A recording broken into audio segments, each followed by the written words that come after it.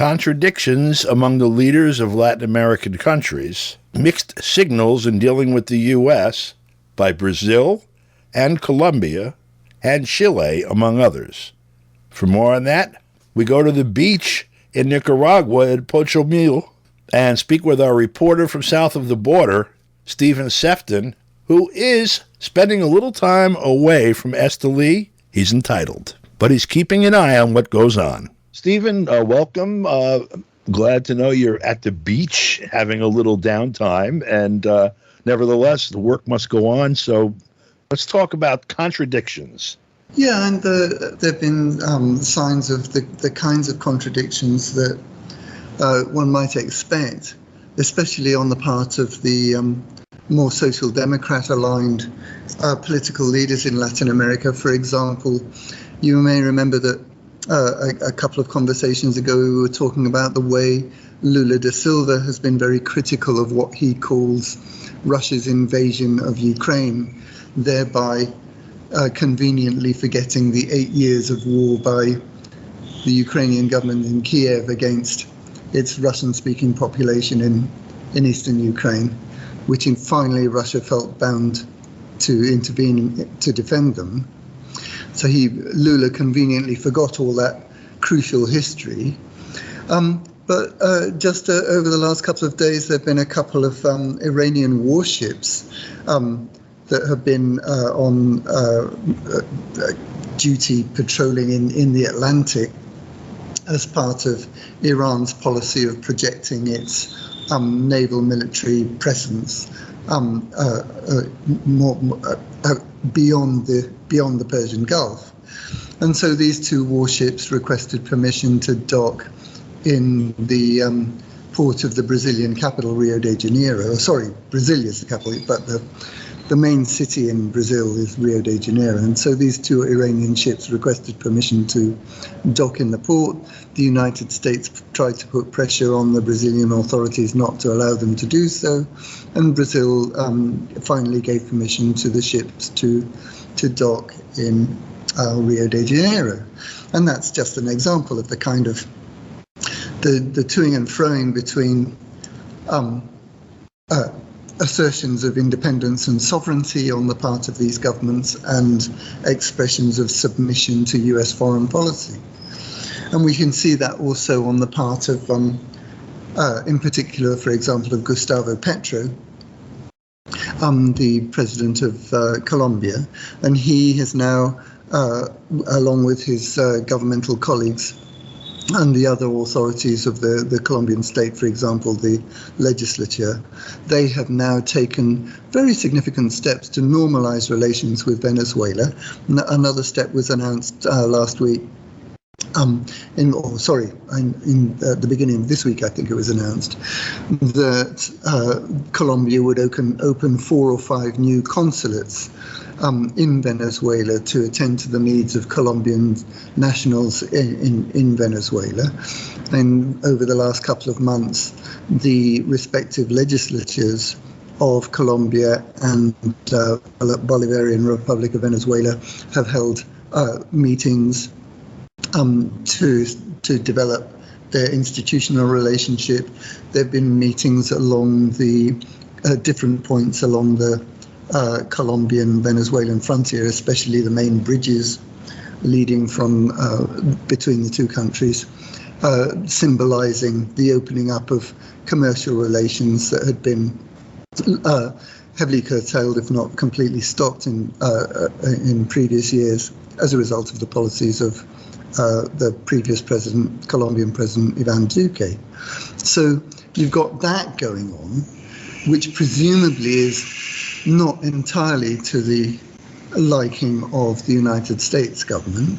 Right. But then at the same time, you have Gustavo Petro turning around and condemning Nicaragua's government, President Daniel Ortega, and calling for Daniel Ortega to be arraigned before the International Criminal Court for the Nicaraguan government's decision to expel 222 people that had been imprisoned in Nicaragua for their terrorist activities and activities financing terrorism that caused such damage to the Nicaraguan economy in 2018. Which is ridiculous. If you think of all of the things going on in Central and South America and the Caribbean, to single that out as something warranting removing the president, the head of state, from office and referring him for criminal prosecution, it's like, calling for the death penalty for someone with a parking ticket while you're standing next to Al Capone or something. Right. Yeah, no, very much so. And you see, in Colombia itself has very deep it has critical citizen security problems and problems of political violence. What about Duque and those guys? Send a few of those guys to some court somewhere for all the people they killed and disappeared. Well, yeah, and under Petro, there have been dozens of people killed so far this year, civilian community leaders and indigenous peoples leaders that have been murdered this year. And so but he seems to be more concerned about what was essentially a very humanitarian gesture on the part of the Nicaraguan authorities. And because what the people that benefited from the measure of being sent to the United States, those 222 people that had been in jail, if they hadn't been released in that as part of that humanitarian decision, they'd have spent between 15, 20, 25 years more in jail in Nicaragua. For what they did. So, imagine they, look at the people who occupied the Capitol building in the United States for 2 hours or whatever the hell they did. Right. Maybe somebody went to the bathroom in Pelosi's office or something, and they're facing 20, 30 years in prison and stuff for that. These guys, people died as a consequence of what was done, in Nicaragua that year from their actions. Yeah, there's a good example of that, Don. There's a guy called Christian. I've forgotten his surname, but he was a notorious gangster, and he was recruited by one of the leaders of the coup, Felix Maradiaga.